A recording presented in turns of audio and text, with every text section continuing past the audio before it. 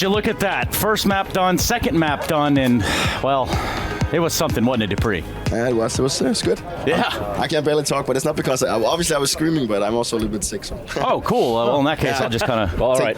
No, you guys are good where you are. No, for real, congratulations. This is a big thing for you. And Vitality, you played pretty well today. What'd you eat for breakfast? I had an omelet and chocolate croissant. The chocolate thing again, right? We heard it from the Free guys yesterday. Maybe that's it. Maybe that is it. Maybe that is it. What did Sphinx have for breakfast? Because he had 72 kills in 2 maps. Chocolate again? I'm not gonna lie, but Lotan had 3 huge pieces of chocolate cake. I'm not even kidding. All right, so it's chocolate. All right. Well, that makes sense. Sphinx stats up here, and obviously they're going to tell the tale that is Anubis and Overpass for Anubis. 42 and 19. A couple bonus rounds in there, but hey, good day in the office for the man. Yeah, he did really well. I mean, he played really well in regular time, but in overtime on Anubis as well, he played really well. And he just had so much impact today as a rifle. Like, he did exactly what was needed of him, and probably even more in terms of the whole star player role. So it was really nice to feel that he was just feeling the game today. Yeah, I mean, in this particular round, right? It's round 6 in the game, and this is something that we're talking specifically on the game against OG, where we did feel on the desk that you guys are playing like you guys did try to do some proactive stuff, but you got punished for it, and then you ended up playing a bit more passive. But man, in this game in particular, like for me, it did feel like FaZe had no chance to even get to post plant situations because you guys are super proactive. So in this particular round, you guys started going aggressive on A, you fell back, you retook long, went all the way, pushed again, Sphinx gets the kills, you guys are pushing B at the same time. I mean, that's the type of vitality that works, and I know it can be frustrating sometimes on Overpass to go aggressive and get punished, but man, this is it, right? Yeah, round 6. dupreeh, I know this looks like a lot of fun in hindsight, so what happens here? Do you have any idea? Right now, I mean, Rain is looking for fights. Oh, yeah, fair enough. Yeah, we could commentate over the top. Yeah, I mean, right now I'm kind of unaware what's gonna happen. But other than that, we had a really good talk about how we wanted to approach. I think I was kind of surprised that they didn't hit B more than they did. Yeah, I kind of expected them to do that because that is, sometimes that can be one of the toughest positions to hold. And we had a really good talk in terms of how, first of all, we want to approach the beginning of the rounds on B, how we wanted to focus on the middle of the rounds, and then also how we wanted to end.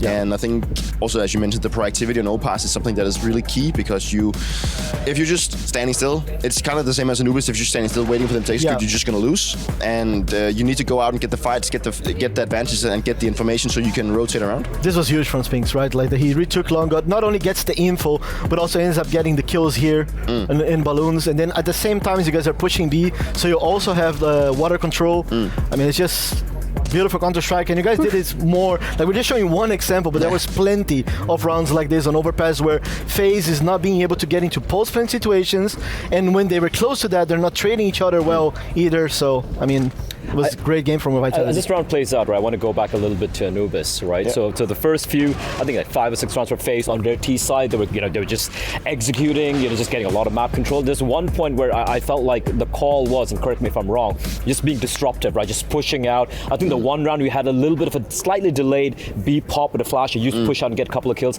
And was that a game plan? Because it seemed like that was a game plan, and which continued into Overpass on the CT side. I think we started off using the wrong weapons on B, especially in the playstyle they had. One thing is, up on B is really, really strong, but whenever they're doing a B pop with where it just goes so fast, you literally have no chance. So we ended up playing double rifle on B instead, and we knew that if we were just waiting for them, we would lose. So we had to take the fight to them. So we started using a lot more proactivity and want to be a lot aggressive, but also feeling whenever they're about to execute, we're just going to push. Like, we need to see if we can catch them with the grenades in the hands, and it worked out a lot of the times. Yeah. But then also we knew that if we've been aggressive once, and then they maybe retook the position, we would just go aggressive again because they might expect, it's all a mind game. They might expect that we go back, but actually we're just going to push again. And, I think Anubis is in a state where as CTU need to gamble and be a little, you need to be extremely proactive to even get rounds. And we knew that we had a really good T side, but we know that if you need to play really well at CT to get around. So, so speaking of mind games, they're now going to be facing up against OG, right? And they had a very comfortable time against Fnatic. I think it was a very clean, very dominant win altogether. We go back to the Overpass game you guys had, where you had the lead, it kind of dropped the ball. What are your thoughts going into that? It's going to be nice to play OG again. I think we want revenge from the first best of one. A game that we felt we shouldn't have lost. We had a really good lead and we had a really good situation. So I'm eager for revenge, and I hope that if we play like we did now against FaZe, I think we have a really good shot. I think OG is also a team that is in a position where they are trying to figure out how they want to approach the lineup. I think obviously whole thing bringing in Nico instead of Nexa, and I know that Dexter also had a small break. They're a very strong team in terms of individual, and they are really good at just playing off each other. But I still believe that we have a good shot at bringing a really good fight to them. Yeah. Well, the good news is this. Not only do you have another best of 3 today, as we look at the brackets, you can see down there in the very bottom, OG, Vitality. That's going to be a bundle of fun. But also, they've packed up all your gear while we were here. So I just want to make sure that is the good news that you knew happened, undoubtedly. So, yeah, I mean, you look forward to OG. What were you guys doing in the in-between time?